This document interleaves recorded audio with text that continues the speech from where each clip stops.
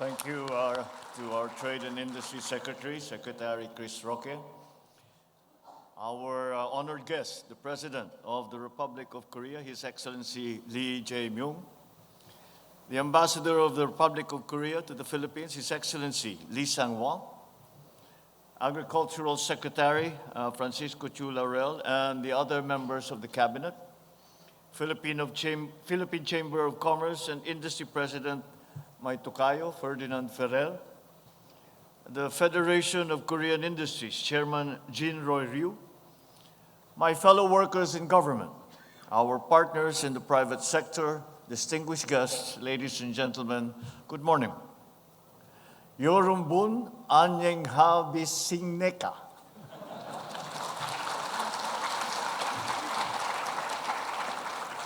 At this year's Philippines-Korea Business Forum, we are determined to advance policies that strengthen investor confidence, that expand opportunities for our peoples, and ensure that economic growth is shared.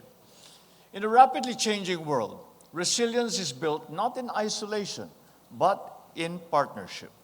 It is therefore both strategic and principled to work closely with reliable partners such as the Republic of Korea, because together we can secure a future where both nations are self-sustaining, competitive, and prepared for the demands of tomorrow. Allow me to extend our sincere appreciation to His Excellency President Lee Jae-myung for joining us. Your presence here reaffirms your steady commitment to deepening the ties between our two countries, and it inspires renewed confidence that we can achieve much together. From comrades in times of uncertainty to partners in times of opportunity, our journeys prove that progress is not accidental. Progress is the product of trust that is earned, promises that have been kept, and cooperation sustained. It is built when nations stand by their commitments, when partnerships are guided by transparency, and when growth is pursued for all. We are grateful to the Republic of Korea for being a steadfast partner in this journey. Because of the confidence that you have placed in our country, foreign direct investments have grown through the decades. The Philippines and Korea have likewise built a relationship that is rooted in mutual respect, enriched by cultural exchange, and strengthened by genuine friendship. In many meaningful ways, Filipinos have embraced Korea as something warmly familiar. From eagerly following Korean dramas to including kimchi and bulgogi in our regular fare, and with singing along with the favorite artists from Korea. Our people have formed a genuine and lasting bond with Korean culture.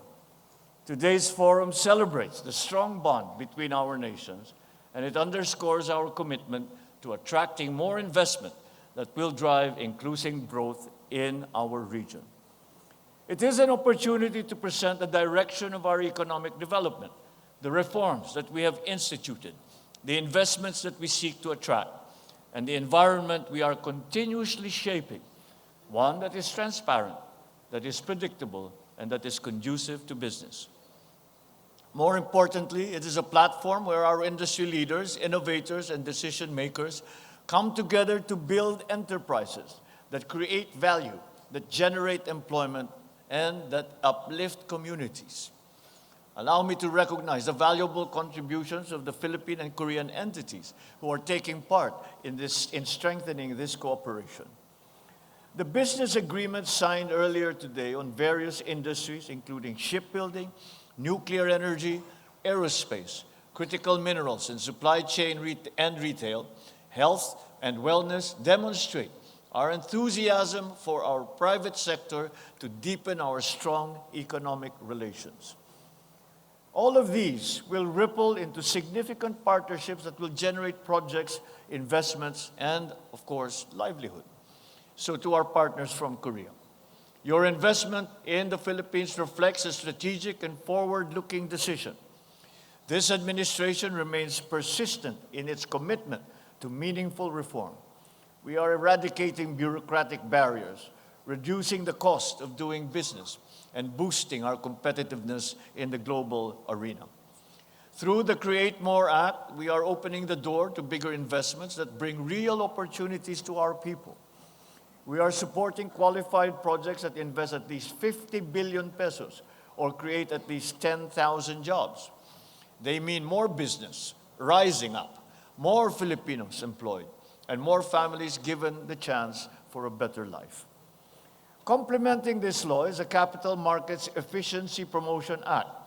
We have streamlined the tax system for financial transactions, reducing the stock transaction tax from 0.6% to 0.1%, making equity investment more accessible and the creation of capital more efficient.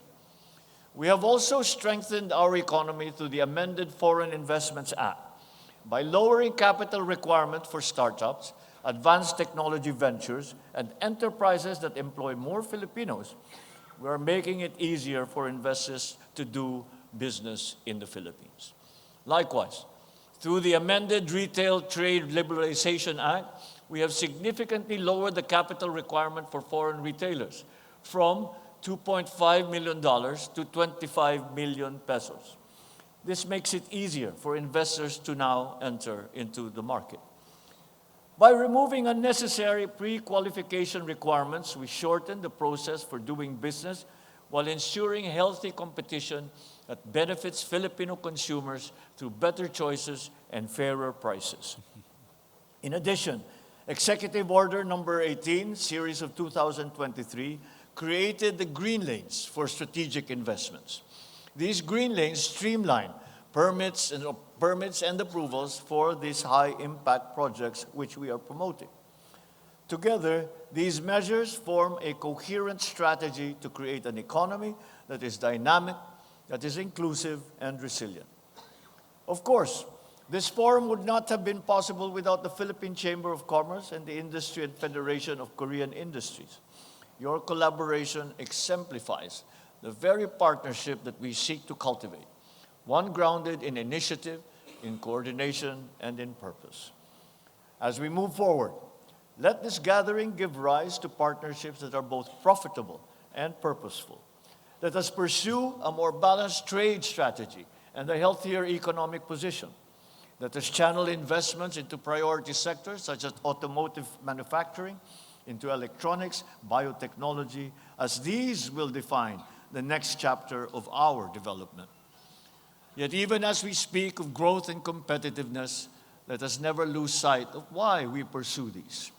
Progress finds meaning only when it improves lives. Every policy that we craft, every agreement that we sign must ultimately serve our people. If we remain guided by this principle, then these ventures will open doors of opportunity, nurture aspirations, and empower our citizens to thrive. The story of Philippine-Korean relations is one of solidarity transformed into partnership, and partnership transformed into shared success. So let us write the next chapter together with integrity, determination, and hope. Let us build a bagong Pilipinas where institutions are empowered, industries are supported, and every Filipino is given a fair chance to succeed. Thank you and good morning. Mabuhay tayong lahat. 존경하는 His Excellency President Ferdinand R. Marcos Jr. of the Republic of the Philippines, Mr. Ferdinand Ferrer, President of the Philippine Chamber of Commerce and Industry, Mr. Jin Roy-ryu, Chairman of the Federation of Korean Industries, and distinguished business leaders from Korea and the Philippines. Magandang umaga po.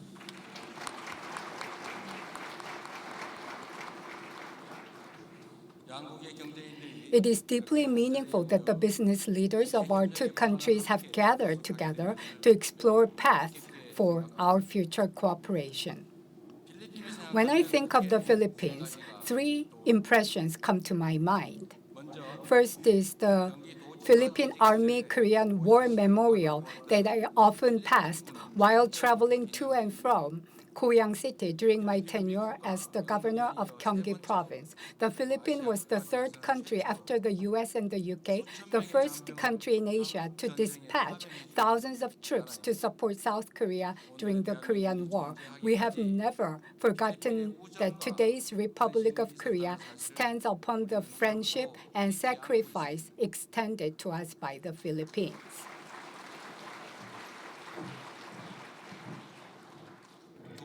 Second is the music of the Philippines. The beloved Filipino song, Anak, has resonated deeply across generations around the world. For the Filipino people, music is a way of life and a universal language that connects hearts. The reason this song has endured is that its sincerity and emotion transcend borders and evoke a sense of shared humanity. Third is the Philippines' long and distinguished tradition of trade. The Manila galleon trade, which flourished from the 16th to the 19th century, connected Asia, the Americas, and Europe, opening a new chapter in global commerce. The Philippines' shipbuilding capabilities and maritime heritage, once used to build galleon ships, still hold significant potential today. I am confident that before long, vessels built at the Subic shipyard will carry Philippine-made products across ASEAN and global market, ushering in a new era of trade. Distinguished business leaders of both nations. For the Republic of Korea, the Philippines is a deeply valued friend and a vital partner with whom we must shape the future together. Yesterday, in my meeting with President Marcos, we agreed to deepen our strategic partnership by expanding cooperation in numerous areas, including trade and investment, AI and digital transformation, and critical minerals.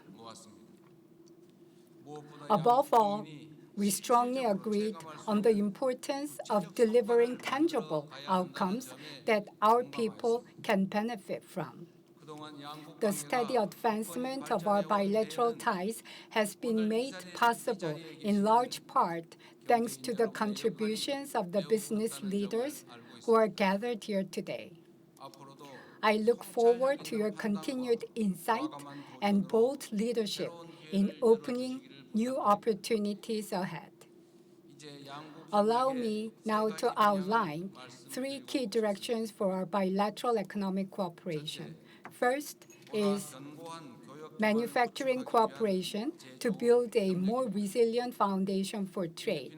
The Philippines possesses essential minerals such as nickel and cobalt, while Korea is equipped with advanced manufacturing technologies in semiconductors and electronics.